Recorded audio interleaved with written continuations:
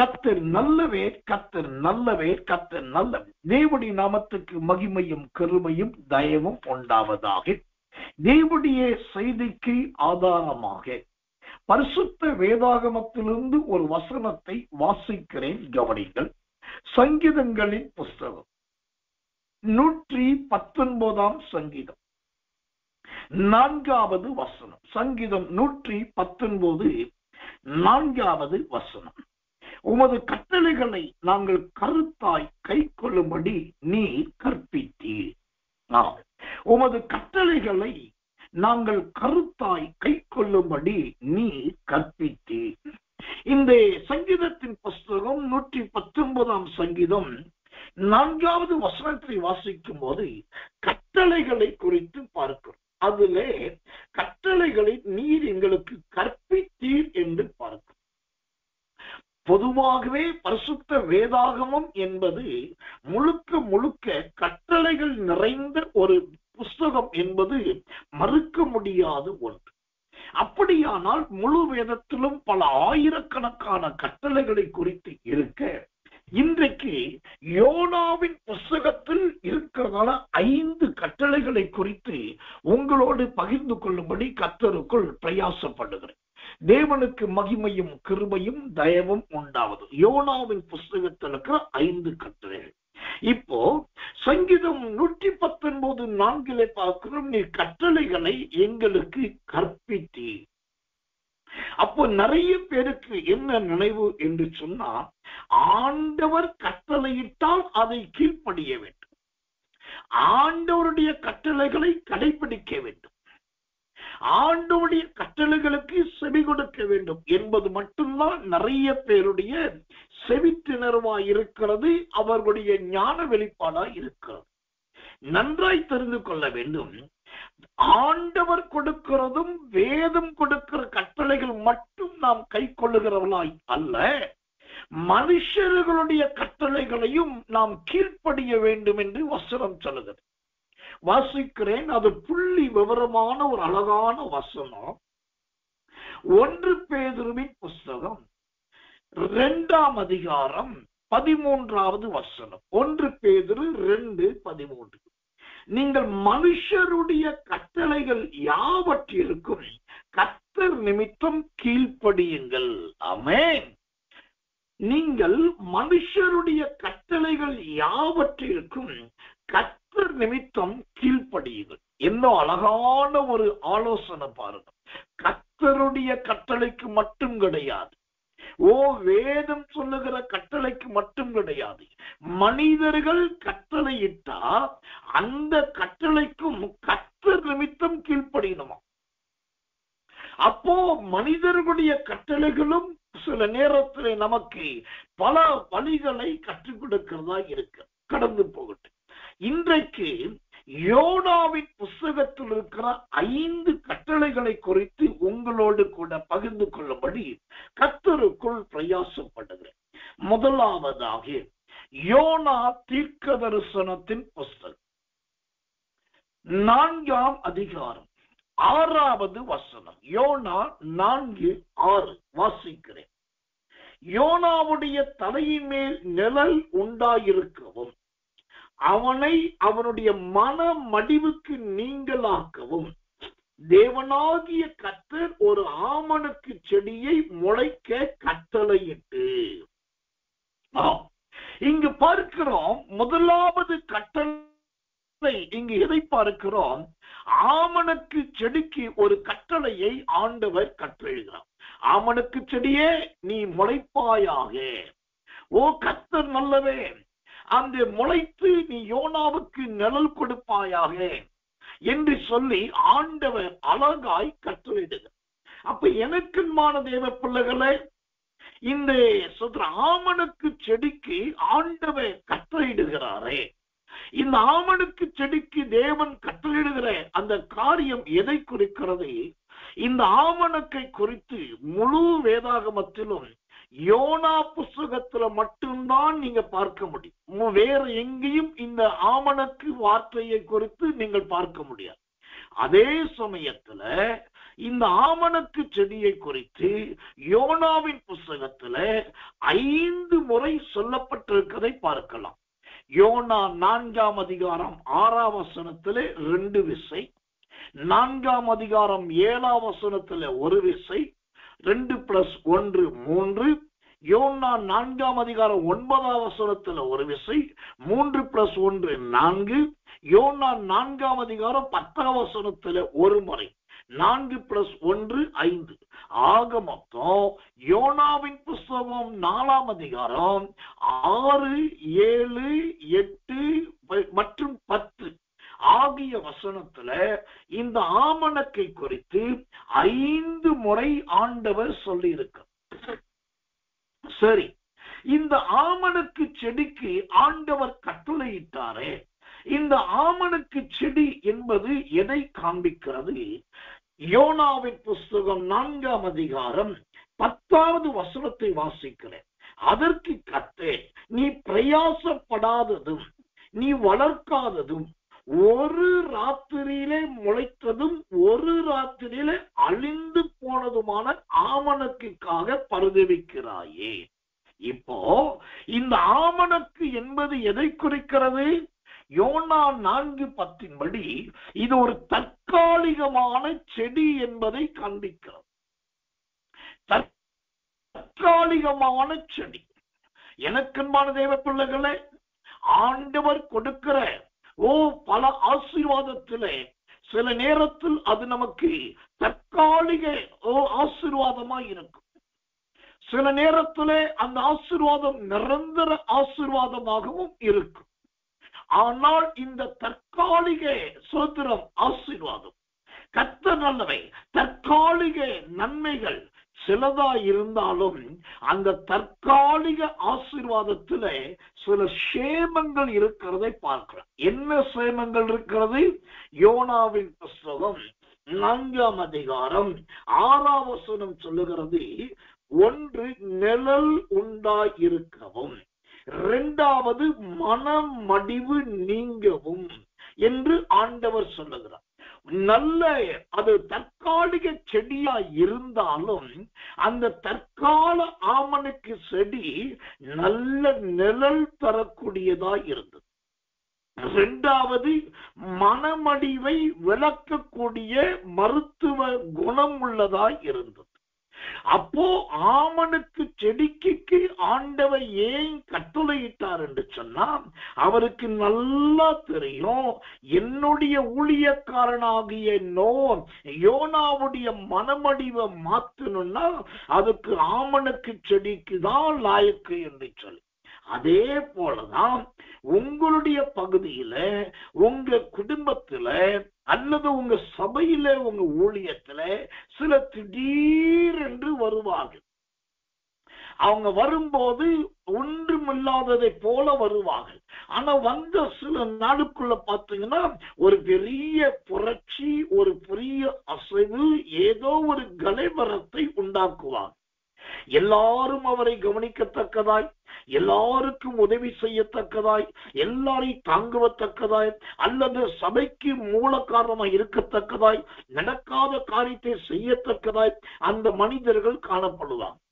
சரி, இப்படி இழுத்து போட்டு அந்த மனிதர்கள் இந்த ஊழியத்துல இவ்வளவு பொறுப்பா செய்யறாங்களே என்று சந்தோஷப்பட்டா, அந்தோ பரிதாபம், அந்த மனிதர்கள் நீண்ட நாட்கள் அதிலே நிலைத்திருக்க மாட்டார்கள். திடீரென்று இந்த இடத்துல ஒரு சாட்சியை நான் சொல்ல வேண்டும். என்ன சாட்சி?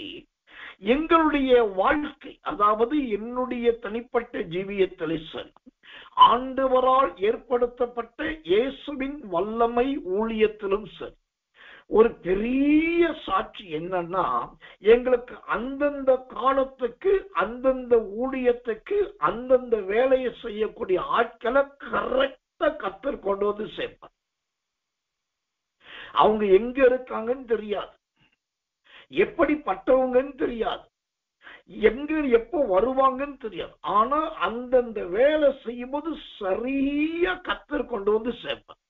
அதே மாதிரி ஆண்டவர் கொண்டு வந்து அவங்க சேர்த்தோன்னு பார்த்தீங்கன்னா, எனக்கு தெரியாததும் இல்லாட்டி என்னால் செய்ய முடியாததும் நான் செய்ய திராணி இல்லாததுமான எல்லா காரியத்தையும் இழுத்து போட்டு பாரத்தை சுமந்த மாதிரி அவங்க வீட்டு காரியத்தை போல செய்வாங்க. எல்லாம் செஞ்சு முடிச்சு அந்த பண்டிகை நிறைந்தால், அந்த நிகழ்ச்சி முடிந்தால், அந்த சம்பவம் நடந்தேறினால் அடுத்த சில நாளிலே அவர்கள் காணாமல் போய்விடுவார். அவர்களுக்கும் எங்களுக்கும், குறிப்பா எனக்கும் தொடர்பே இருக்காது. ஆனால் இந்த இடத்துல சாட்சிக்குள் இன்னொரு சாட்சி சொல்ல விரும்புறேன். என்ன சாட்சினா, இப்படி அந்தந்த காரியத்துக்கு அந்தந்த காலத்துல அந்தந்த மனிதர்களை கத்த கொண்டு வரார் பாருங்க. கொண்டு வந்து வேலை முடிச்சு போறாங்க பாருங்க. போகிறவர்கள் சண்டையோட சச்சரவோட மனஸ்தாபத்தோட அல்ல. சத்திரம் கத்தரே அவர்களை கொண்டு போய்விடுவார் சந்தோஷமான முறை. அப்போ இந்த யோனாவின் புஸ்தகத்துல காணப்படுகிற 5 கட்டளைகள்ல முதல் கட்டளை ஆமணக்கு செடியை குறித்த கட்டளை. இந்த ஆமணக்கு செடி என்ன செய்யுதுன்னா, முதலாவது நல்ல நிழல் கொடுக்கும். முதலாவது தெரிந்து கொள்ளுங்க, நிழல் என்பதே நிரந்தரமானது கிடையாது. நிழல் என்பது தற்காலிகமானது. வெயில் அடிக்கிற வரைக்கும், உஷ்ணம் தாக்குகிற வரைக்கும், அல்லது உங்களுக்கு ஓய்வு வேண்டும் என்கிற சொல்லுகிற வரைக்கும் தான் நிழல். ஆனால் அந்த நிழலே தற்காலிகமானது. அதுக்கு ஏற்றபடி ஆண்டவர் ஆமணக்கு செடிக்கு கட்டளையிட்டார். அப்போ உங்க வாழ்க்கையில திடீரென்று கர்த்தர் யாரையாவது கொண்டு வராரா, கொண்டு வந்து இணைக்கிறாரா, நீங்க அவங்கள பார்த்து சந்தேகப்படக்கூடாது. அவங்க மீது தேவையில்லாத குற்றச்சாட்டுகளை சுமத்தக்கூடாது. கர்த்தர் அனுப்பினார் என்பதை ஆவியில பட்டா சந்தோஷமா ஏற்றுக்கொண்டு, உங்களுக்கு என்ன வேலை செய்ய தேவன் அவர்களை கொண்டு வந்தாரோ அவர்களுக்கு நீங்கள் சரியா நடப்பிக்க வேண்டும். அப்ப எனக்கன்பான தேவ பிள்ளைகளே, நான் சொன்னதை போல எங்க ஊழியத்துல, என் குடும்ப விஷயத்துல அந்தந்த காலத்துக்கு அந்தந்த மனிதர்களை கரெக்டா கொண்டு வந்து ஆண்டவர் சேர்த்தார். அதனாலதான் இது நாள் வரைக்கும் என் தேவனுடைய கிருபையினால் இயேசுவின் வல்லமை ஊழியம் மகிமையா இருக்கும். இதுல என்ன வேதனைன்னா, எவ்வளவோ ஊழியக்காரர்கள் இந்த இயேசுவின் வல்லமை ஊழியத்திலே உருவாக்கப்பட்டார். எவ்வளவோ ஜனங்கள் ஏற்படுத்தப்பட்டார்கள். ஆனால் அந்த யாருமே இன்னைக்கு வரைக்கும் ரொம்ப நிரந்தரமா இதுல கிடையாது. அதே சமயத்துல என்னோடு கூட உறவு இல்லாமல் இல்லை. எப்பயாவது போன் பண்ணுவாங்க, ஆலோசனை கேட்பாங்க, இல்லாட்டி எப்படி இருக்கீங்க, என்ன நலன் பலன் விசாரிப்பாங்க. சில நேரத்துல உதவி செய்வாங்க, காணிக்க அனுப்புவாங்க, பல நேரம் போயிடுவாங்க. இப்ப கர்த்தர் நல்லவை. அப்படி அந்த கொண்டு வந்த ஜனங்கள் யாருமே நிரந்தரம் கிடையாது. இவங்க நிரந்தரமா இருந்தாதான் நடத்தப்பட முடியும் என்கிற நம்பிக்கை மனிதர்கள் மீது போய்விடக் கூடாது என்பதற்காகவே ஒரு ராத்திரியில் முளைத்து ஒரு ராத்திரியில் வாடி போகிற ஆமணக்கு செடியை தேவன் தம்முடைய ஜனங்களுக்கு கட்டளையிடுகிறார். கர்த்தர் நல்லவே. எலியா தீர்க்கதரிசிக்கு தற்காலிகமான ஒரு நிழலை கர்த்தர் கொடுத்தார். என்ன தற்காலிகமான நிழல்? சாரிபாத் விதவையின் வீடு. அவளுக்கு சொத்து, அங்கே அவட்ட பெரிய ஆகாரம் கிடையாது, அப்பமும் கிடையாது, நிறைய எண்ணெயும் கிடையாது, நிறைய விறகும் கிடையாது. அவ ஒரு அப்பம் சொல்றதுக்கு 2 விறகு பொறுக்கிட்டு இருக்கா. கொஞ்சமாவும் கொஞ்சம் என்னதான் இருக்கு, எல்லாமே தற்காலிகத்துக்குரியது. அந்த தற்காலிக ஆகாரம் இருக்கிற, கொஞ்சம் ஆகாரம் இருக்கிற ஒரு அடை இருக்கிற இடத்துக்கு தான் கர்த்தர் நல்லவே இந்த எலியாவை அனுப்புகிறார். ஒருவேளை அங்க நிரந்தர ஆகாரமும் போஜனமும் இருந்திருந்தா எலியா அங்கே தங்கி இருப்பாரா என்று தெரியாது. ஆனா அந்த தற்காலிகமா கிடைச்ச அந்த கொஞ்சம் அடையே இங்கு 2 காரியத்தை செய்து, ஒன்று எலியாவின் பசியை போக்குகிறது, 2வது விதவையின் வீட்டிலே அற்புதம் நடக்கிறது. அப்ப பெரிய பெரிய பரிசுத்தவான்களையும் பெரிய பெரிய ஊழியக்காரர்களையும் கூட தற்காலிகமாகத்தான் கர்த்தர் கொண்டு வருகிறார். என்னுடைய ஊழியத்துல நடந்த ஒரு சம்பவம் உங்க விசுவாசத்துக்காக சொல்லுது. திருநெல்வேலி பட்டணத்துல காந்தி நகர் என்கிற இடத்துல ஒரு சிஎஸ்ஐ, அதாவது சர்ச் ஆஃப் சவுத் இந்தியா, அந்த சிஎஸ்ஐ சபையிலே கூட்டம் நடத்த போயிருக்கு. அந்த கூட்டத்தை ஒரு வாலிப பிள்ளைதான் ஆயத்தப்படுத்திருந்தா. அவர் என்னை பற்றி சொல்லி, இப்படி ஒரு ஐயா இருக்காரு, இப்படி அலமைய ஊழியத்தை செய்வாரு, சத்தியத்தை சொல்லுவார், தீர்க்கதம் சொல்லுவாருன்னு சொல்லி ரெவரண்ட் எல்லாத்தையும் கமிட்டி மெம்பர்ஸ் பேசி கட்டாயப்படுத்தி என்னை கூப்பிட்டு ஒரு மீட்டிங் நடந்தது. அப்போ கூட்டமெல்லாம் நடந்தது, தீர்க்க தரிசனம் சொல்லப்பட்டது, ஜெபம் முடிந்தது. கடைசியா தீர்க்க தரிசனம் முடிஞ்ச பிறகு எல்லாரும் வரிசையா ஜோமன வந்தாங்க. கர்த்தர் நல்லவே, எல்லாருக்கும் ஜோமனி அனுப்பியாச்சு. எல்லாரும் போனதுக்கு அப்புறம் அந்த ஆலயத்தின் நடு மைய பகுதியில ஒரே ஒருத்தர் நின்றுதான். நல்ல கட்டை, பயங்கர படு சோப்புந்த மேனி, அருமையான சுத்தமான கதர் பளிச்சிடு வெண் வஸ்திரம், கதர் வஸ்திரத்தை சட்டையும் வேட்டியும் கட்டியிருக்க. அவர் அப்படியே தயங்கிக்கிட்டே வந்தார். வந்து சொன்னாரு, ஐயா நீங்க நல்லா செய்தி கொடுத்தீங்க, தீர்க்கதரிசனம் சொன்னீங்க, அதுல ஒரு தீர்க்கதரிசனம் சொன்னீங்க, இங்க ஒரு சகோதரர் வந்திருக்கீங்க, உங்களுடைய தம்பிக்கு தலையில மூளையில கட்டி ஏற்பட்டு சென்னை ஹாஸ்பிட்டல் இருக்கிறாரு, ஒரு நாளைக்கு லட்சக்கணக்கா செலவழித்து சுகமாகல, ஆனா கர்த்தர் சுகமாக்குவேன்னு சொல்லுகிறாருன்னு சொன்னீங்க. அது கரெக்டா அந்த வெளிப்பாட்டை சொன்னீங்க. அந்த தலையில மூளையில கட்டி ஏற்பட்டவர் இங்கு வரல, சென்னையில இருக்காருன்னு சொன்னீங்க. அதுதான் என்னால நம்பவே முடியல. ஏன்னா ஏன் தம்பிதான் மூளையில கட்டி வந்து சென்னையில இருக்கிறோம்.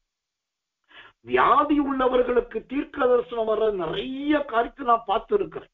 ஆனா இவ்வளவு புள்ளி விவரமா இந்த பட்டணத்துல இருக்கிறாங்க, இவருக்கு இவருன்றதெல்லாம் யாரும் சொன்னது கிடையாது. அப்ப நீங்க சொன்ன தீர்க்க தரிசனம் ஏன் தம்பிதான் அப்படின்னு சொல்லி நீங்க அவனுக்காக ஜெபிங்க அப்படின்னா, அப்படியே ஒரு ஜோமணி தேவட வார்த்தை சொன்னேன். அவரும் போயிட்டாரு, நானும் வந்துட்டேன். அன்னைக்கு ராத்திரி அந்த மனுஷனுக்கு தூக்கமே வரல. அவருக்கு என்னன்னா, எப்படியாவது இந்த ஊழியக்கார பிடிக்கணும், இவரை கூட்டு போகணும், தம்பி கிட்ட மெட்ராஸ்ல கூட்டு போய் எப்படியாவது ஜெபிக்க வைக்கணும்னு சொல்லி அவர் ராத்திரி எல்லாம் தூங்காமல் அங்கேயும் இங்கேயும் நடந்திருக்கிறார். தொழிலுக்கு போல, அவருடைய தொழிலே வியாபாரம், ராத்திரி வியாபாரம். அந்த ராத்திரி வியாபாரத்துக்கு போகாமல் வீட்டில் அங்கேயும் நடந்து கொண்டிருக்கிறார். மறுநாள் காலை பொழுது விடிந்தது. ரெவரண்ட கூப்பிட்டாரு, அவங்க உடன் ஊழியக்கார கூப்பிட்டாரு. இந்த ஐயா யார் மூலம் வந்தாரு எல்லாம் விசாரிச்சு என்னை கூட்டு போன அந்த பெண் பிள்ளைய பிடிச்சிட்டாரு. பிடிச்சிட்டு என் நம்பரை வாங்கியாச்சு. வாங்கிட்டு அவர் சொன்னாரு, ஐயா நீங்க சொன்ன தீர்க்கதரிசனம் கேட்டதுக்கு அவ்வளவு தூக்கமே இல்லை, எப்படியாவது நீங்க போய் என் தம்பிக்கு ஜெபிக்கணும், நீங்க போறதுக்கு வர்றதுக்கு எல்லா ஏற்பாடும் நான் செய்யறேன் அப்படின்னு சொல்லி அவர் வாக்கு கொடுத்தார். அந்த நேரம் பார்த்து நானும் சென்னைக்கு போக வேண்டிய ஒரு நிர்பந்தம். சரி என்று சொல்லிவிட்டு 2 நாள் கழித்து 3வது நாள், இந்த தீர்க்க தரிசனம் சொன்னது ஞாயிற்றுக்கிழமை, அடுத்த புதன்கிழமை போவதாக வாக்குறுதி கொடுத்து விட்டேன். நடந்தது என்ன, திங்கள் செவ்வாய் 2 நாட்களும் வேறொரு கிராமத்திலே சுவிசேஷ கூட்டம். அதை முடிச்சுட்டு செவ்வாய்க்கிழமை நைட்டு கிளம்பி சென்னைக்கு போய் ஜெபம் பண்ணிட்டு ஓசத்தை வர்றதா வாக்கு கொடுத்திருந்தேன். இவர் என்ன பண்ணாரு, நடந்த சம்பவம் பரிசுத்தாவிக்கு முன்பாக கர்த்தரை பலிபீடத்தை சொன்னேன். அந்த 2 நாளுக்குள்ள ஒரு புது கார், ஒரு டாடா சுமோ புது கார் வாங்கினார். புது கார் வாங்கி அதுல இன்னும் நம்பர் ரெஜிஸ்ட்ரேஷன் கூட பண்றதுக்கு நேரம் இல்லாம, ஐயாவை மற்ற இதுல கூட்டு போக கூடாது, புது காரை தான் கூட்டு போகணும்னு சொல்லி அந்த காரை வாங்கி அவருடைய இன்னொரு தம்பியையும் கூட அனுப்பி டிரைவரை போட்டு நேரம் அனுப்பியாச்சு.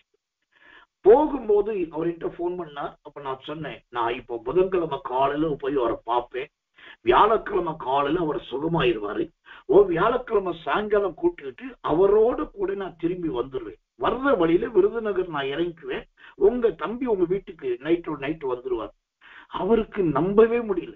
என்னையா இது எப்படி நடந்தையா, உண்மையா ஒரே நாள்ல சரியாயிருமா, கர்த்தர் சொல்றார் அப்படின்னு சொல்லிட்டு புறப்பட்டு போனேன். சொன்னபடி புதன்கிழமை காலையில ஜெபிக்க போனேன். படுத்த படுக்கையாய் கிடந்தார். ஜோம் பண்ணிட்டு ஹோட்டல்ல போய் ஸ்டே பண்ணிட்டு நல்லா ஜோம் பண்ணிட்டுனேன். வியாழக்கிழமை காலை மீண்டும் அதே மருத்துவமனையில ஜெபிக்க போறேன். என்ன ஆச்சரியம், படுத்த படுக்கையாய் மூளையில கட்டி வந்து பேச்சு மூச்சற்றவரை கடந்த மனுஷன் மறுநாள் காலையில் ஜெபிக்க போகும்போது அவர் எனக்கு முன்பாக அவருடைய ரூம்ல இருந்து சென்டர் ஹால்ல வாக்கிங் வந்துட்டு இருக்கார். எனக்கே ஒரு ஆச்சரியம். அப்போ அவர்தான் கேட்டேன், என்ன நடந்தது? அவர் சொல்றார், நேற்று வந்தீங்க, பிரார்த்தனை பண்ணீங்க, இயேசு என்னை தொட்டார், சுகமாக்குனாரு, இப்ப எனக்கு கட்டியெல்லாம் ஒண்ணும் கிடையாது, வலியெல்லாம் ஒண்ணும் கிடையாது, எல்லாம் பேண்டேடு எல்லாம் கட்டி எடுத்தாச்சு, இப்ப நல்லா இருக்கிறேன், நான் டிஸ்சார்ஜ் ஆகலாம்னு கூட டாக்டர் சொல்லிட்டாங்கன்னு சொல்லி அன்றைக்கு மாலையே டிஸ்சார்ஜ் பண்ணி அவரை கூப்பிட்டு வந்தோம். நடந்த சம்பவம். அதுக்கப்புறம் ஒரு நாள் அவருடைய இரவு வியாபார தொழில் நடக்கிற இடத்துக்கு என்ன கூட்டு போனான். அங்க கூட்டு போன போது அதுக்காக இவ்வளவு பெரிய சாட்சி. நான் ரொம்ப வியந்து போன காரியம், அவருடைய ஒரு சின்ன கடை, அந்த கடையில கூட்டம் வரிசையில ஜனங்க வந்து பெரிய பெரிய வியாபாரிகள் நிக்கிறாங்க. அவங்க கொண்டு வந்து கொடுக்கிற பணத்தை வாங்கி போடுறது, ஒவ்வொருத்தரும் 40,000 60,000 80,000 20,000 10,000 1,00,000 என்று சொல்லி கட்டுக்கட்டா கொடுக்கிறாங்க. அதை வாங்கி போட்டு கல்லாவுல கணக்கேற்றுவதற்காகவே 6 பேர் உட்கார்ந்துருக்கு, வர்ற பணத்தை வாங்குவதற்காக. அவ்வளவு பெரிய ஒரு மிகப்பெரிய தொழிலதிபர். நடந்தது என்ன? பெரிய தொழிலதிபர் தான். அந்த குடும்பத்தை கர்த்தர் தொட்டார், அவங்களை ரட்சிப்புக்குள் நடத்தினார், அவங்கள சத்தியத்துக்குள் கொண்டு வந்தார், கடைசியில் அவரை கொண்டு போய் ஒரு சபையில ஐக்கியமாக்கி விட்டு. இதெல்லாம் நடந்தது பாருங்க. அதோடு அவருக்கும் எனக்கும் இருந்த அந்த அந்த தொலைபேசி தொடர்பு கொண்டு தானாகவே நின்றது. பெரிய தொழிலதிபர் தான், மாபெரும் கோடீஸ்வரர் தான், எல்லாமே கோடிகள்ல உருளுகிறவர் தான், மிகப்பெரிய தொழில் வைத்திருக்கிறவர் தான். ஆனா வந்தாரு, அவருக்கு ஒரு அற்புதம் நடந்தது, அந்த முழு குடும்பத்தையும் ரட்சிப்புக்குள் நடத்தினோம். அத்தனை பேரும் மனம் திரும்பினாங்க, ஞானஸ்நானம் எடுத்தாங்க, சபையில கொண்டு ஐக்கியப்படுத்தினோம். அதோடு கர்த்தர் பிரிச்சு கொண்டாட்டார். இன்னைக்கு வரைக்கும் எனக்கும் அவருக்கும் எந்த தொடர்பும் கிடையாது. நானும் தேவ சமூகத்தோடு நானும் வாலண்டியரா போய், ஐயோ இவ்வளவு பெரிய அற்புதம் நடந்துச்சு, இவ்வளவு பெரிய கோடீஸ்வரன் ஆச்சு, நம்ம ஊழியத்திலிருந்து எவ்வளவு நல்லது நாடி தேடி போகவே இல்லை. ஏன் இது சொல்றேன்னா, சில தேவ மனிதர்களுக்கு தேவன் கொடுக்கிற நன்மைகள் இந்த ஆமணக்கு செடி மாறி சோத்திரம் கர்த்தர் நல்லவர் தற்காலிகமாகத்தான் இருக்கும். ஒரு ராத்திரியில முளைத்து ஒரு ராத்திரியில மடிந்து போவதா இருக்கும். ஆனா அதுல கூட இரட்டை ஆசீர்வாதத்தை வச்சிருக்கார். ஒன்று நிழல் கொடுக்கிற ஆசீர்வாதம், இரண்டாவது மனமடிவை மாற்றுகிற ஆசீர்வாதம். கர்த்தருடைய நாமத்துக்கு மகிமையும் கிருபையும் தயவும் உண்டாவதாக. இந்த ஞான வெளிப்பாடுகள் உங்களுக்கு வரணும். எந்த ஐஸ்வர்யவானையும் எந்த பணக்காரனையும் எந்த தொழில் வச்சிருக்கிறவனையும் தேடி நீங்கள் ஓடவே கூடாது. உங்களுக்கு 1008 தேவை இருக்கலாம். உங்க சரீரம் உங்க சிந்தனை சொல்லும், இது கர்த்தர் கொண்டு வந்தது, அவனை விட்டுறாத, அவன் வீட்டுக்கு போ, மனைவியை பாரு, பிள்ளைகளை பாரு, இப்படி தீர்க்க தரிசனம் சொல்லு, அப்படி வசனத்தை சொல்லு, ஏதாவது ஒண்ணு அனுப்பு. இந்த மாம்சம் பேசிக்கிட்டே இருக்கும். அந்த மாம்சத்தை பார்த்து நீங்க சொல்லணும், shut up your mouth, உன் வாயை நல்லா மூடு, நீ பேசவே பேசாது, நீ அமைதியாயிரு, எனக்குள் இருக்கிற கர்த்தர் எல்லாம் செய்வார்.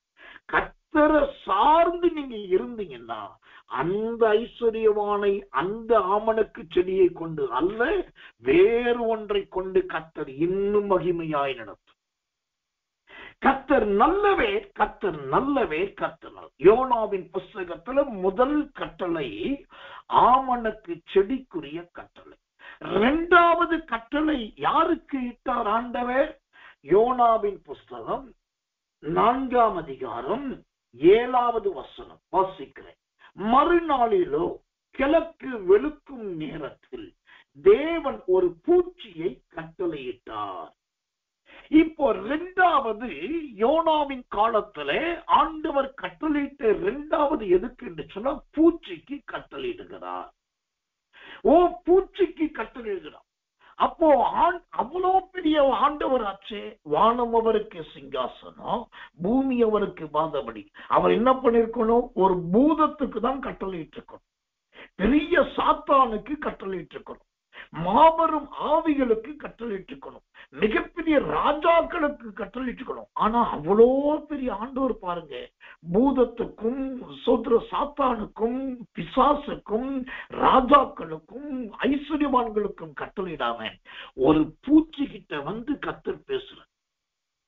பூச்சிக்கு ஆண்டவர் கட்டளையிடார். சரி, இந்த பூச்சிக்கு கட்டளையிட்டாரே, இந்த பூச்சி என்றால் என்ன? இந்த பூச்சி என்பது எதை குறிக்கிறதா இருக்கிறது?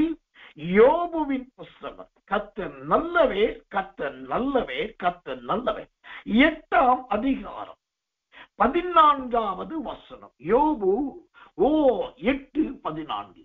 அவனுடைய வீண் எண்ணம் அற்று போய் அவனுடைய நம்பிக்கை செலந்தி பூச்சி வீடு போல இருக்கும்.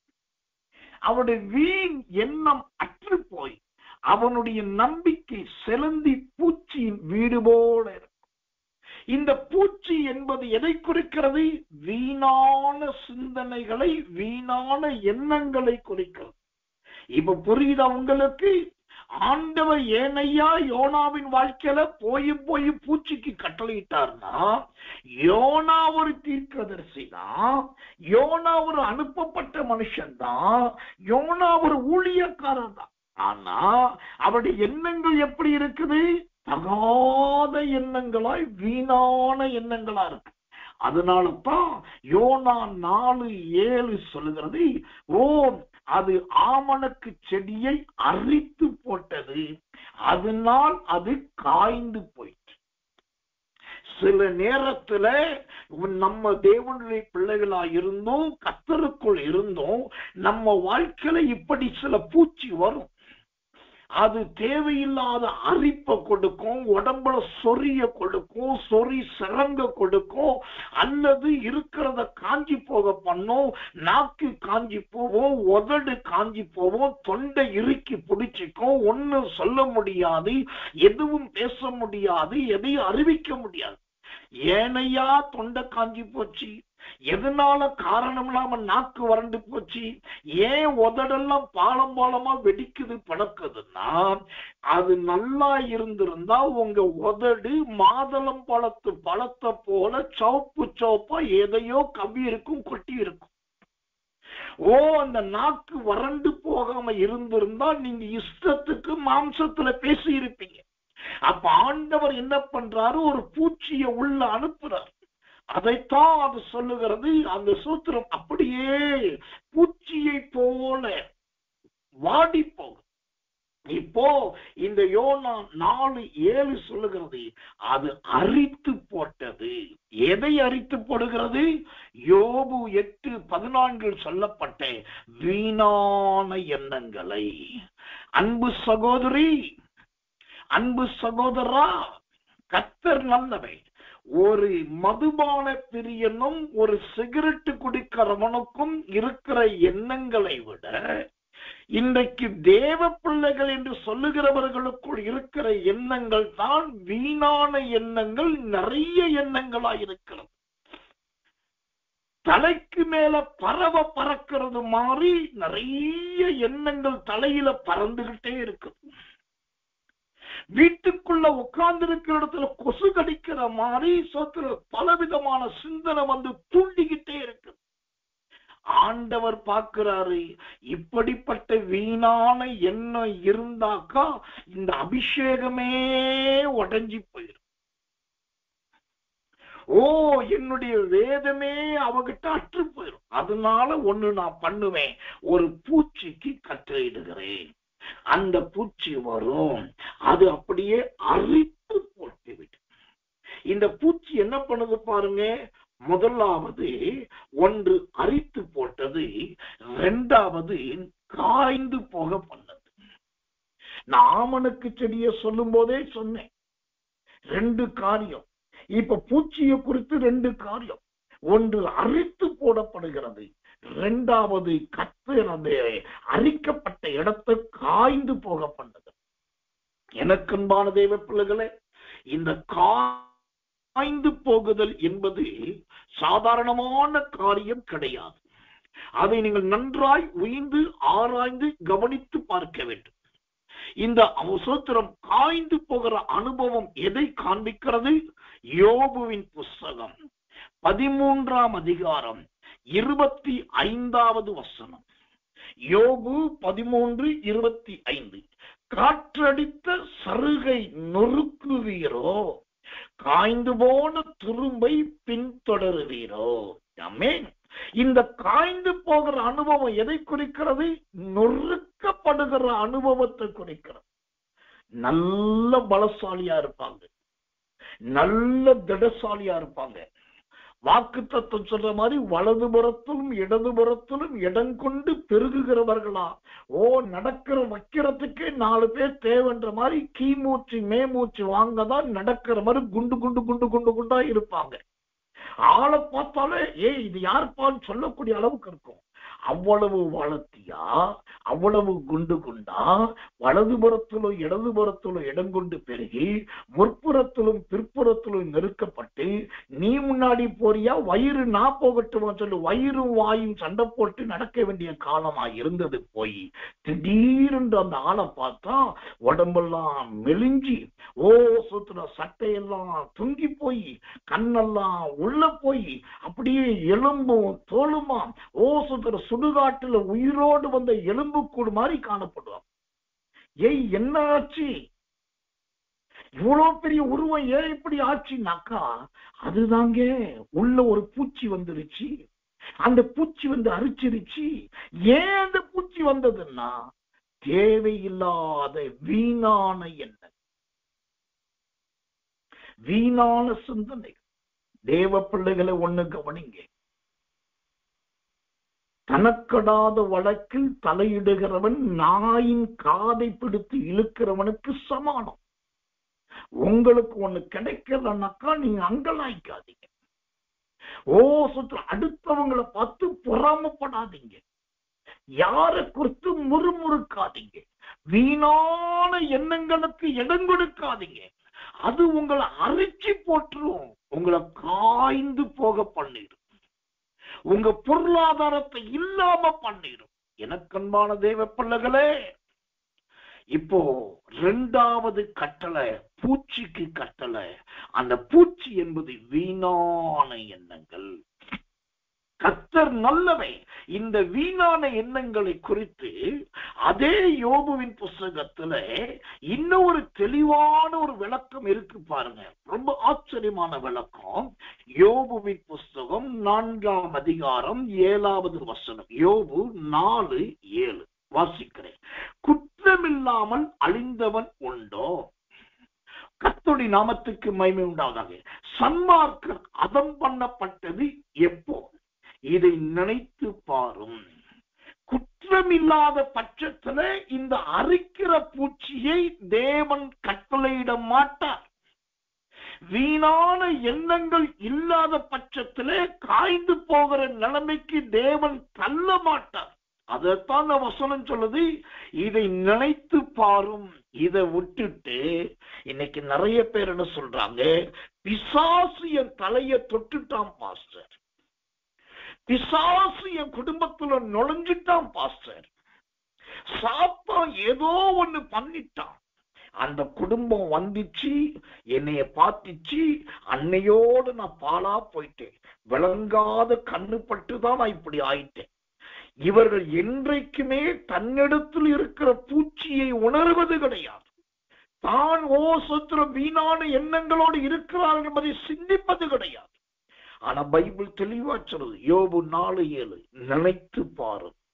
ஏன் வாழ்க்கை இப்படி ஆச்சு, ஏன் குடும்பம் இப்படி ஆச்சு, ஏன் ஆவிக்குரிய அபிஷேகத்தை இழந்தீங்க, ஏன் கிருபையை இழந்தீங்க, ஏன் வல்லமையை இழந்தீங்க, ஏன் தரிசனத்தை இழந்தீங்க, எல்லாம் காஞ்சி போனதுக்கு காரணம் என்ன? அங்க விரியன் பாம்பு வரல, லிவியதான் வரல, ஒரு சின்ன பூச்சி தான் வந்தது. அது எல்லாத்தையும் அரிச்சு போட்டுச்சு. அப்போ இப்ப என்ன செய்யணும்? பூச்சி வந்துருச்சு, அரிச்சிருச்சு, அரிச்சதுனால காஞ்சி போச்சு.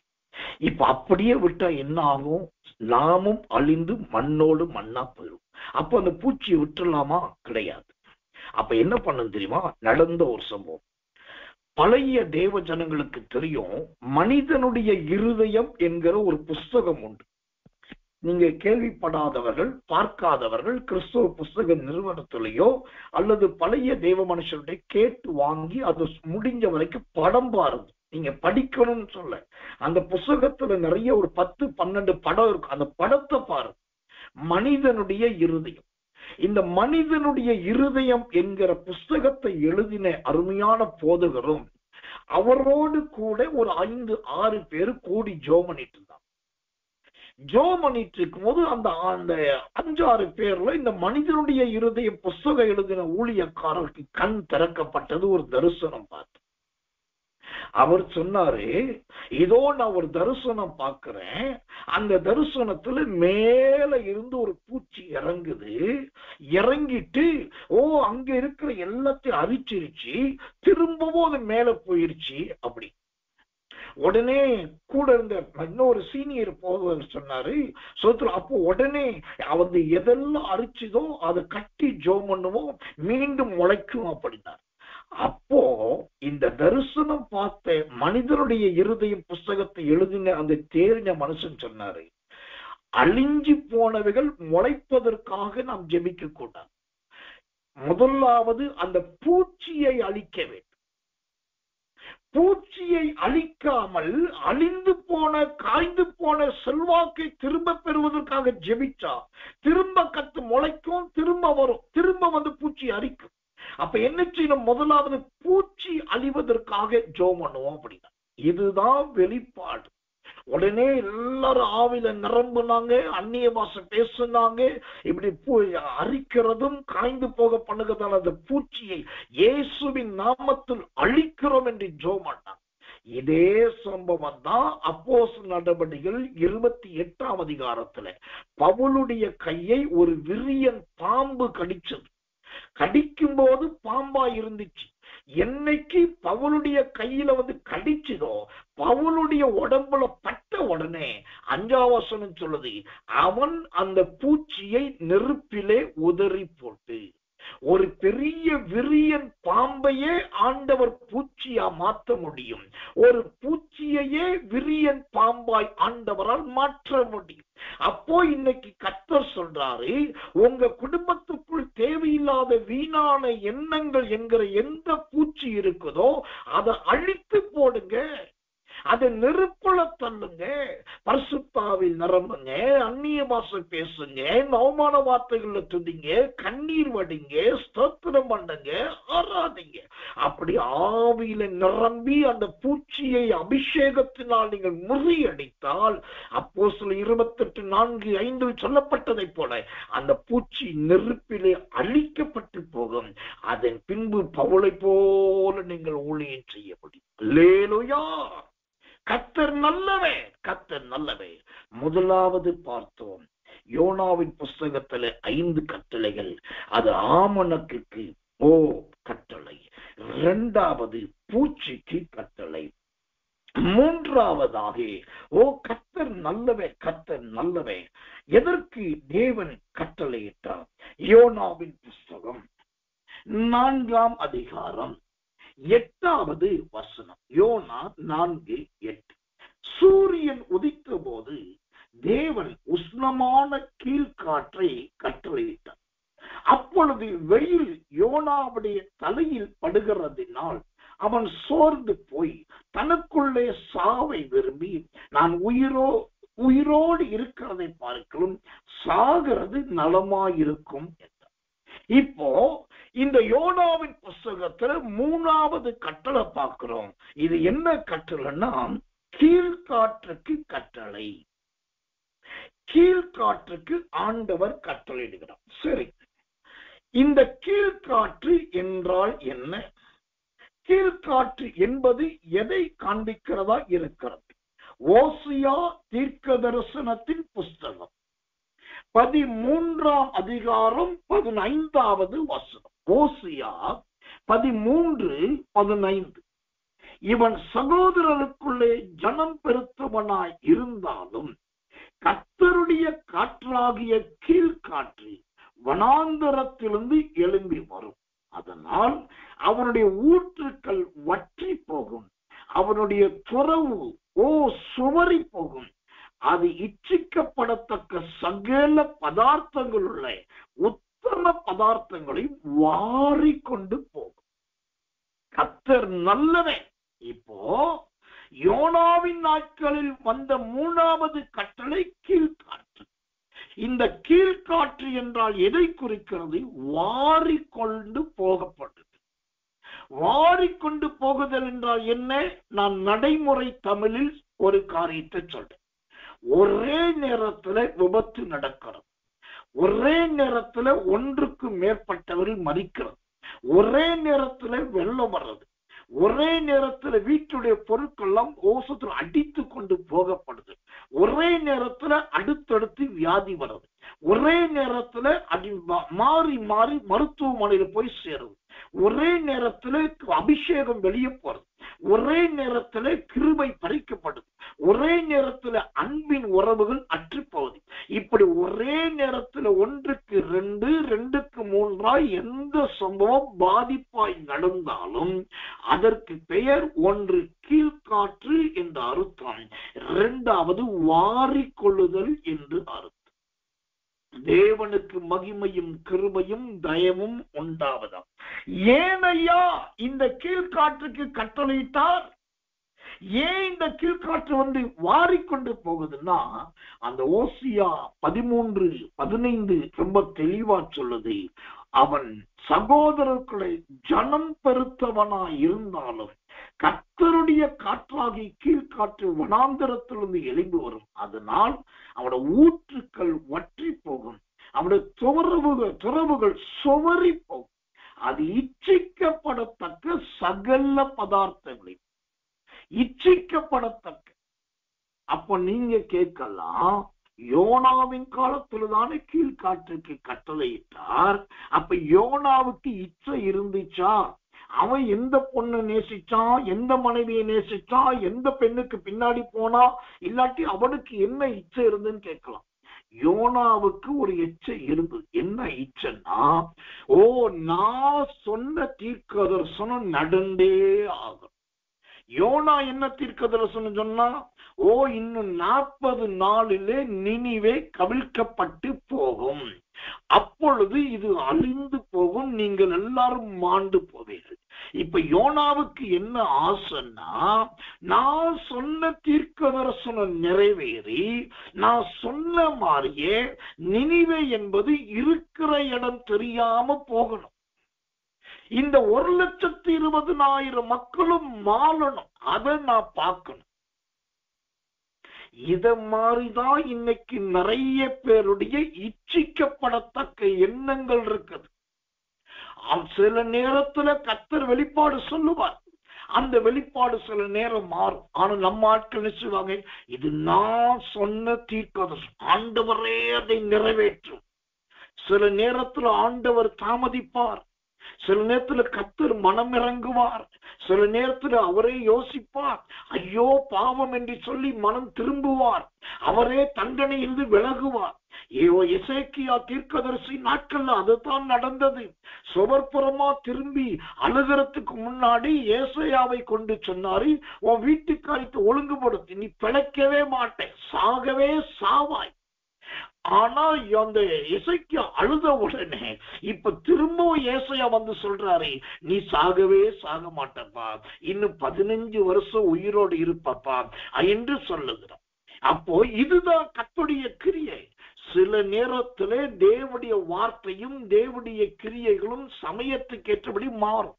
ஆனா நம்ம ஊழியக்காரர்கள், நம்ம தீர்க்கதரிசிகள், நம்ம ஜனங்க என்ன சொல்றாங்க, நான் சொன்னது நடக்கும், நான் சொன்னது நிறைவேறும். இச்சிக்கப்படத்தக்க இங்க இச்சிக்கப்படத்தக்கன்னு சொல்லிட்டு அந்த இச்சைக்கு என்ன அர்த்தம் சொல்லப்படுதுன்னா, அந்த ஓசியா 13:15 சொல்லுது, சகல பதார்த்தங்கள் உள்ள. அப்போ இங்க பதார்த்தங்கள் என்று சொல்லப்படுகிறது. இந்த பதார்த்தங்கள் எதை காண்பிக்கிறதா இருக்கிறது? கர்த்தர் நல்லவே, கர்த்தர் நல்லவே, கர்த்தர் நல்லவே. பதார்த்தம் என்பது எதை விவரிக்கிறதா இருக்கிறது? அதை முதலாவது நாம் கவனிக்க வேண்டியவர்களா இருக்கிறோம். எனக்கன்பான தேவ பிள்ளைகளே, இந்த பதார்த்தத்தின் ஜீவியத்தை குறித்து ஒரு காரியத்தை, ஒரு வசனத்தை உங்களுக்காக நான் வாசிக்கிறேன். வேதத்திலிருந்து நன்றாய் கவனிங்கள். நீதிமொழிகள் புஸ்தகம் 23ஆம் அதிகாரம் 6வது வசனம். நீதிமொழிகள் 23:6. வன்கண்ணனுடைய ஆகாரத்தை புசியாதே, அவனுடைய ருசியுள்ள பதார்த்தங்களை இச்சியாதே. அல்லேலூயா. இந்த சோத்திரம் கீழ்காற்று என்பது வாரிக்கொண்டு போகுதல். எதை வாரிக்கொண்டு போகுதல்? ஏன் வாரிக்கொண்டு போகுதல்? இச்சிக்கப்படத்தக்க ஆசை வந்துருச்சு. அது என்ன ஆசைன்னா, எல்லா பதார்த்தத்தையும் புசிக்கணும், ஒண்ணு விடாம சாப்பிடணும். நல்லவே. ஆனால் இந்த பதார்த்தத்தை குறித்து வேதம் என்ன சொல்லுகிறது? வன்கண்ணனுடைய ஆகாரத்தை புசியாதே, அந்த பதார்த்தங்களை இச்சியாதே. இன்னைக்கு கர்த்தருடைய நாமத்துக்கு மகிமை உண்டாவதாக. சில நேரத்திலே சில காரியத்தை ஆண்டவர் வெறுக்க சொல்லுவார். அவரே வெறுக்கிற இருதயத்தை கொடுப்பார், வெறுக்கிற சிந்தனையை கொடுப்பார். அது நமக்கே தெரியும். இவ்வளவு நல்ல பொருளை நாம் வேண்டாம் சொல்றோமே, இவ்வளவு நல்ல வாய்ப்பை நாம் வேண்டாம் என்று சொல்றோமே, இந்த நல்ல சந்தர்ப்பம் கைக்கூடி வருது, ஐயோ வேண்டாம் சொல்றோமே, நமக்கே பரிதாபமா இருக்கும், நமக்கே யோசனையா இருக்கும். ஆனா கர்த்தர் சொல்லிட்டா அது எப்படிப்பட்ட இச்சிக்கப்படத்தக்கதா இருந்தாலும் நாம் அதை விடணும். எனக்கு தெரிந்த ஒரு சகோதரர், அவர் நல்ல ஒரு விசுவாச வாலிப தம்பி. அவரு தேவனுடைய பகுதி நேரமா ஊழியங்களை செஞ்சிட்டு இருந்தார். அதே சமயத்துல ஒரு சின்ன வேலையும் பார்த்துட்டு இருந்தார். இப்ப அவர் நல்ல ஊழியம் செஞ்சுக்கிட்டே முடிஞ்ச ஒரு சின்ன வேலை பார்த்துட்டு இருக்கும் போது ஆண்டவர் பார்த்தா இவருடைய நடக்கையும் செய்கையும் உத்தமமா இருக்குதுன்னு பார்த்துட்டு ஆண்டவர் ஒரு தீர்க்கதரிசியை கொண்டு அவனை ஊழியத்துக்கு அழைத்தார். ஊழியத்துக்கு அழைச்ச உடனே இந்த சகோதரனும் தேவனுடைய தீர்க்க தரிசனத்துக்கு இணங்கி ஊழியத்துக்கு ஒப்பு கொடுத்துட்டு அடுத்து போய் அந்த ஊழியக்காரரோடு சேர்ந்துடணும், அந்த ஊழியக்கார கீழே இருந்துடணும், அங்கிருந்து அனுபவ ரீதியான பயிற்சி எடுத்துக்கணும். அப்படி ஊழியம் செய்யணும். கிளம்புறாரு பாருங்க. கிளம்புற நேரத்துல வீட்டுல போய் அப்பா அம்மா இல்லாட்டி சொல்லிட்டு கிளம்புறாரு. கிளம்பிட்டு வீட்டை விட்டு வெளியே வர்றாரு. வீட்டு வாசல்ல போஸ்ட்மேன் நிக்கிறார். போஸ்ட்மேன் 2 கவர் கொடுக்க, 2 கவர். அந்த 2 கவரும் பார்த்தீங்கன்னா இந்த வாலிப தம்பியுடைய பேர்ல தான் வருது. கையெழுத்து போட்டா 2 ரெஜிஸ்டர் கவர், 2 ரெஜிஸ்டர் கவர் வாங்கினாரு. உடனே சொன்னாங்க, டேய் ஏதோ கவர் வந்திருக்கு, வீட்டுக்குள்ள போய் படிச்சுட்டு அப்புறம் போ அப்படின்னு சொன்னாங்க.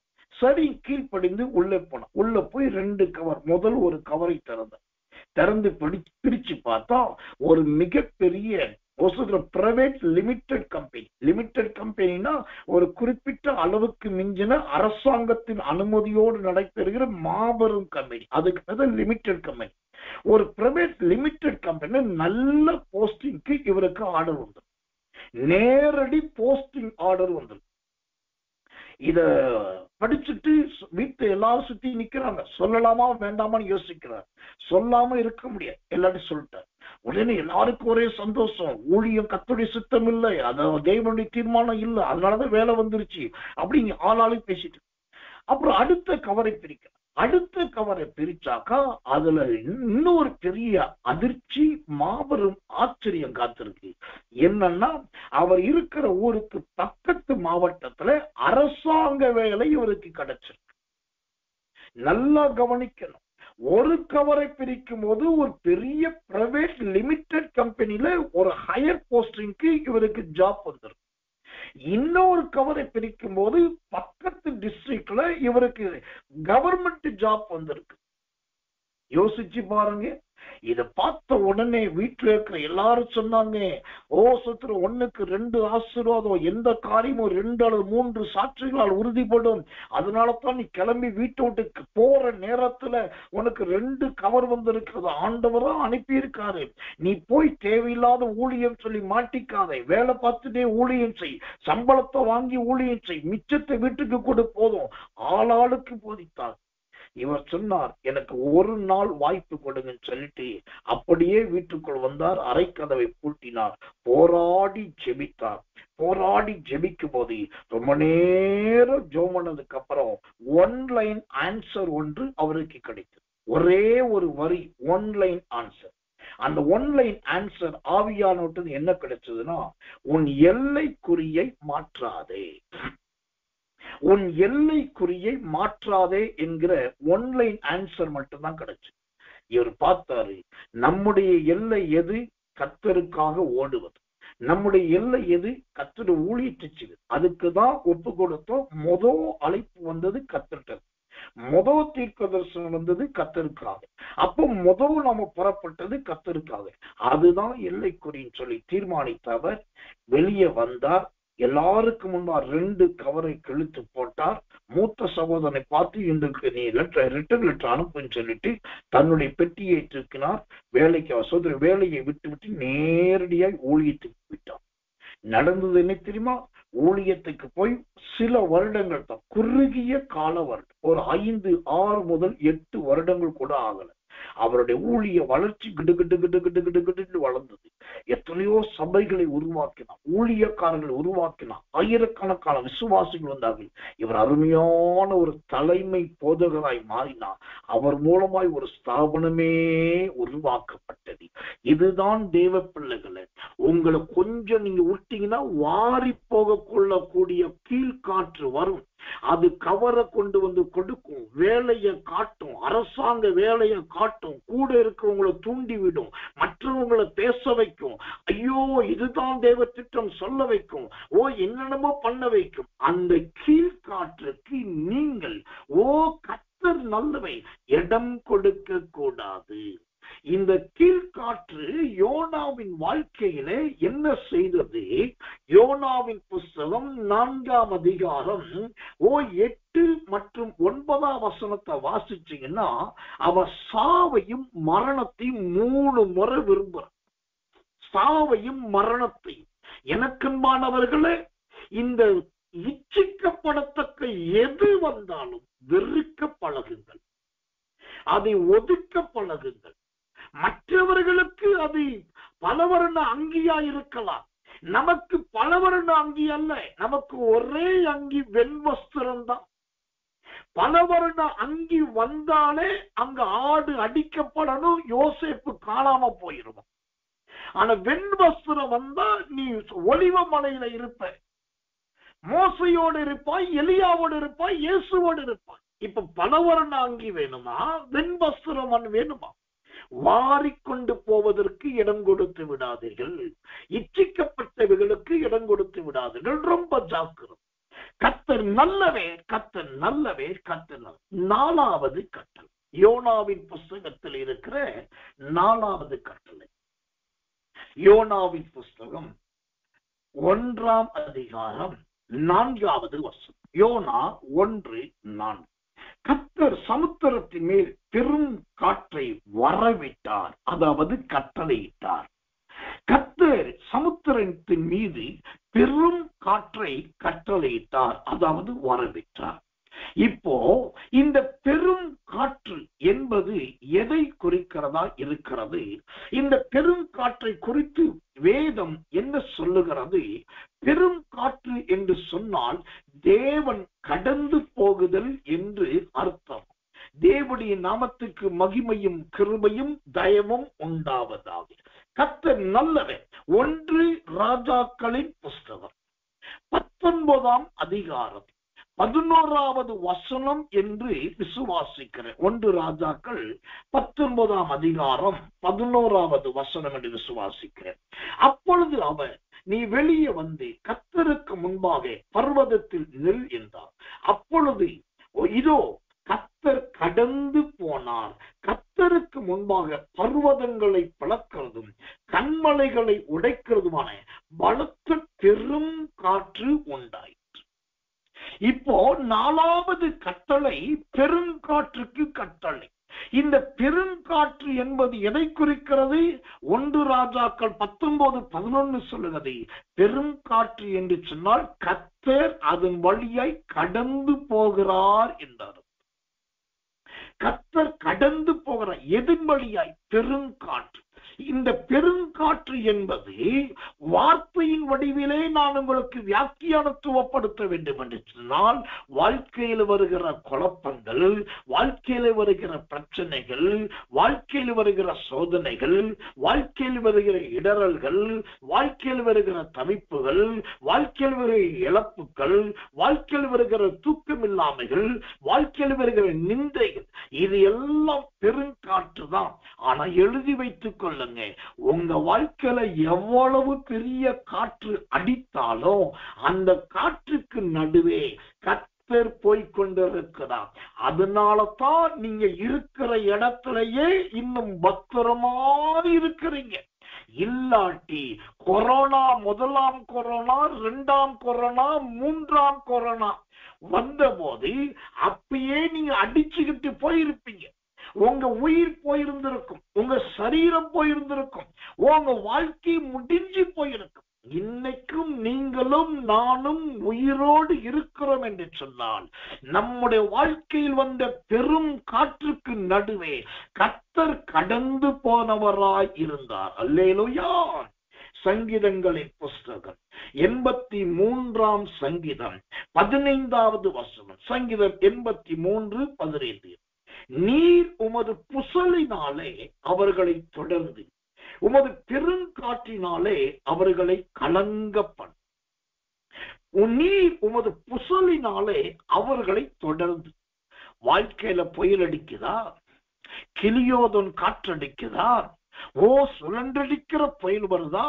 இந்த சங்கீதம் 83:15 சொல்லுது, அவர் பின்தொடர்ந்து. உங்களுக்கு புயல் வரும்போதே புயலுக்கு பின்னாடியே கர்த்தர் வர்றார். அந்த புயல் முன்னாடி போகுது, பின்னாடி கர்த்தர் இருக்கார். ஏன்னா புயல் முன்னாடி போய் என்னதான் சொல்லண்டடிச்சு தூக்கி எரிஞ்சாலும் உங்களை தாங்கி பிடிக்க கர்த்தர் இருக்கிறார். உங்களை தூக்கி பிடிக்க கர்த்தர் இருக்கிறார். சில நேரத்துல உங்க கூட இருக்கிறவங்களே பெருங்காற்றா இருப்பாங்க. கர்த்தர் நல்லவை. சரி, இப்ப யோனாவின் வாழ்க்கையில பெருங்காற்றுக்கு ஆண்டவர் கட்டளையிட்டாரே, அதனால அங்க என்ன நன்மை உண்டானது என்று சொன்னாக்கா, யோனாவின் புஸ்தகம் 1ஆம் அதிகாரம் 5-6ஆம் வசனத்தை வாசிக்கிற பாருங்க. அப்பொழுது கப்பற்காரர் பயந்து அவனவன் தன் தன் தேவனை வேண்டுதல் செய்து பாரத்தை லேசாக்கும்படி கப்பல் இந்த சரக்குகளை சமுத்திரத்தில் எரிந்து விட்டார்கள். கர்த்தர் நல்லவன். 6ஆம் வசனம். அப்பொழுது மாலுமி அவனிடத்தில் வந்து, நித்திரை பண்ணுகிறது என்ன? எழுந்திருந்து உன் தேவனை நோக்கி வேண்டிக்கொள். இந்த சமுத்திரத்தின் பெருங்காற்று வந்த உடனே யோனா போன கப்பல்ல இருந்த மாலுமியும் கர்த்தரை பார்க்கிறான், கப்பல் தலைவனும் கர்த்தரை பார்க்கிறான், பயணிகளும் கர்த்தரை பார்க்கிறாங்க. யோனாவை தவிர எல்லாருமே கர்த்தரை பார்த்தாங்க. இப்போ மாலுமி அப்படியே கப்பல்ல தடவிட்டு வந்து பார்த்தாக்கா, கப்பல் அடித்தட்டுல யோனா நல்லா தூங்கிட்டு இருக்கான். இதுவரைக்கும் கர்த்தரை பார்த்த மாலுமி இப்ப யோனாவை பார்க்கிறான். அட பாவி மனுஷா, நாங்க எல்லாரும் கர்த்தரை பார்க்கிறோம், நீ சொத்துற கண்ணை மூடிட்டு சொப்பனத்தை பார்க்கிறேன், எந்திரி உன் தேவனை வேண்டிக்கொள். அப்ப பெருங்காற்று என்ன செய்தது? தேவனை நோக்கி பார்க்க வைத்தது. இப்ப புரியுதா ஏன் குடும்பத்துல ஒரு காற்றடிக்குது, ஏன் ஒரு பெருங்காற்று சுழண்டடிக்குது, எதனால தேவையில்லாத வாக்கு வருது, எதனால மனஸ்தாபம் உண்டாகுது, திடீர்னு ஒரு பிரச்சனை வந்துட்டு திடீர்னு காணாம போயிருது. ஏன்னாக்கா அந்த பிரச்சனை வந்தாதான் உங்க வாழ்க்கையில உங்க வாயில ஒரு பாட்டு வருது. என்னாலுமே துதிப்பா என்கிற ஒரு பாட்டு வருது. அந்த ஒரு பிரச்சனை வந்தாதான் கர்த்தரின் மேய்ப்பராய் இருக்கிறார் என்ற வசனம் வாயில வருது. அந்த ஒரு குழப்பம் வந்தாதான் உங்க கண்ணு தானாவே மூடி ஜெபிக்க ஆரம்பிக்குது. இந்த காற்றே அடிக்கிறன்னு வச்சுக்கோங்க, இவங்களுக்கு ஆண்டவரையும் தெரியாது, வசனத்தையும் தெரியாது, ஜெபிக்க நேரமும் இருக்காது, ஊழியம் செய்யவும் முடியாது. அதனாலதான் ஆண்டவர் இடையிடையில அங்கங்க ஒரு காற்று அனுப்புறாரு. அந்த காற்றுக்கு பேர் பெரும் காற்று. இந்த பெரும் காற்று வந்த உடனே மாலுமி கர்த்தரை பார்க்கிறார். ஓ, பிரயாணிகள் கர்த்தரை பார்க்கிறாங்க, எல்லாரும் கர்த்தரை பார்க்கிறார்கள். இன்றைக்கு கர்த்தர் சொல்லுகிறார், நீங்கள் உங்க வாழ்க்கையில கர்த்தரை பார்க்கிற அனுபவம் இருக்கிறதா? ஓ, கர்த்தரை பார்க்கிற ஜீவியம் இருக்கிறதா என்பதை பாருங்கள். கர்த்தர் நல்லவே, கர்த்தர் நல்லவே, கர்த்தர் நல்லவே. ஐந்தாவதாக இந்த யோனாவின் புஸ்தகத்துல 5வது கட்டளை என்ன கட்டளை? யோனாவின் புஸ்தகம் 2ஆம் அதிகாரம் 10வது வசனம் வாசிக்கிறேன். கர்த்தர் மீனுக்கு கட்டளையிட்டார், அது யோனாவை கரையிலே கக்கிவிட்டது. கர்த்தர் மீனுக்கு கட்டளையிட்டார். சரி, இப்போ மீனுக்கு கட்டளையிட்டார். இப்போ இங்க மீன் என்று சொல்லப்படுது. அந்த மீன் எப்படிப்பட்டது? ஒரு பெரிய மீன் என்று பார்க்கிறோம். இந்த பெரிய மீன் என்பது எதை காண்பிக்கிறது? மத்தேயு சுவிசேஷத்தின் புஸ்தகம் 12ஆம் அதிகாரம் கர்த்தர் நல்லவே 40வது வசனம். மத்தேயு 12ஆம் அதிகாரம் 40வது வசனத்தை வாசிக்கிறேன். யோனா இரவும் பகலும் 3 நாள் ஒரு பெரிய மீனின் வயிற்றில் இருந்தது போல. யோனா புஸ்தகத்துல மீன் அப்படின்னு சொல்லியிருக்கு, மத்தேயு புஸ்தகத்துல பெரிய மீன் அப்படின்னு சொல்லியிருக்கு. சரி, இந்த பெரிய மீன் அப்படின்னா அது எதை குறிக்கிறது? அந்த மத்தேயு 12:40 அதே வசனம் சொல்றது, மனுஷகுமாரனும் இரவும் பகலும் 3 நாள் பூமியின் இருதயத்தில் இருப்பார். யோனாவின் காலத்தில் இருந்த பெரிய மீன் என்பது எதை குறிக்குதுனாக்கா பூமியின் இருதயத்தை குறிக்குது. இப்ப தெரிஞ்சு கொள்ளுங்க, யோனாவை விழுங்கினது என்னமோ பெரிய மீன் தான். ஆனா யோனாவை கர்த்தர் கொண்டு போய் 3 நாள் எங்க வச்சிருந்தார் அப்படின்னா, ஓ, பூமியுடைய இருதயத்துல வச்சிருந்தார். இது என்னையா கதை? கண்டதையும் கட்டுக்கதை அவுத்து விடுறீங்க. மனுஷனுக்கு இருதயம் இருக்கு தெரியும், மனுஷிக்கு இருதயம் இருக்கு தெரியும், மிருகங்களுக்கு இருதயம் இருக்குன்னு கேள்விப்பட்டிருக்கோம். பூமிக்கு இருதயம் இருக்கான்னாக்கா நான் சொல்லல, மத்தேயு 12:40 அழகாய் சொல்லுவது, 3 நாள் பூமியின் இருதயத்துல இருப்பான். அப்ப 5வது கட்டளை மீனுக்கு கட்டளை. இப்ப கட்டளை இட்ட உடனே இந்த மீன் செய்தது என்ன? 4 காரியத்தை இந்த மீன் செய்தது. என்ன செய்தது? நம்பர் 1, யோனா 2ஆம் அதிகாரம் 10வது வசனத்தின்படி அது முதலாவது தேவனுடைய கட்டளைக்கு கீழ்ப்படிந்தது. நம்பர் 2, யோனா 1ஆம் அதிகாரம் 17வது வசனத்தின்படி யோனா கப்பலிலிருந்து தூக்கி போடப்பட்டு தண்ணீருக்குள் வருகிற வரைக்கும் அந்த மீன் யோனாவுக்காக காத்து கொண்டு ஆயத்தமாய் இருந்தது. நம்பர் 3, யோனா 1:17 படி இந்த மீனானது யோனாவை 3 நாட்களாக சுமந்து கொண்டே இருந்தது. ஒரு தாய் தன் பிள்ளையை வயிற்றில் சுமக்கிறது போல இந்த மீன் யோனாவை 3 நாள் சுமந்து கொண்டே இருக்கிறது. 4வது, இந்த யோனா 2ஆம் அதிகாரம் 10வது வசனத்தின்படி இந்த மீன் யோனாவை கரையிலே கக்கிவிட்டது. ஆண்டவருடைய கட்டளைக்கு கீழ்ப்படிந்த அந்த மீன், அந்த பெரிய மீன் 4 காரியத்தை நிறைவேற்றுகிறது. இந்த 4 காரியத்தை மீன் நிறைவேற்றி செய்து எதை குறிக்கிறதுனா, சூத்திரம் சகைவை குறிக்கிறது.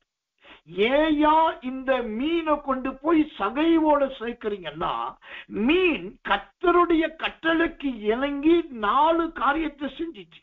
சகை என்ன சொன்னா, யாரிடத்திலிருந்து எதையாகலும் பெற்றிருந்தான் அது நாளத்தனையாய் திரும்ப தருகிறேன். லூக்கா சுவிசேஷம் 19ஆம் அதிகாரத்தில். அப்போ சகேயு எப்படி நாளத்தனையாய் கொடுத்தானோ இந்த மீனும் 4 காரியத்தை செய்கிறது. அப்ப இந்த 4 என்பது எதை குறிக்கிறது? கடந்த காலம் நிகழ்காலம், வருங்காலம், கடைசியா ஜீவ காலம். கடந்த காலம் போய்விட்டது, நிகழ்காலம் வாழ்ந்து கொண்டிருக்கிறோம், வருங்காலம் ஒன்று வருகை இருக்கும் அல்லது மரணம் இருக்கும், அதற்கு அடுத்து ஒரு காலம் இருக்கு, அதான் ஜீவ காலம்.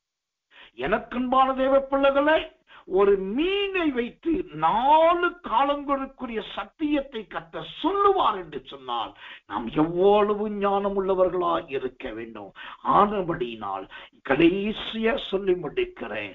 இந்த யோனாவின் புஸ்தகத்துல 5 கட்டளைகள்ல இந்த 5வது கட்டளை யாரோடு கொண்டு போய் சேர்க்குது பாருங்க.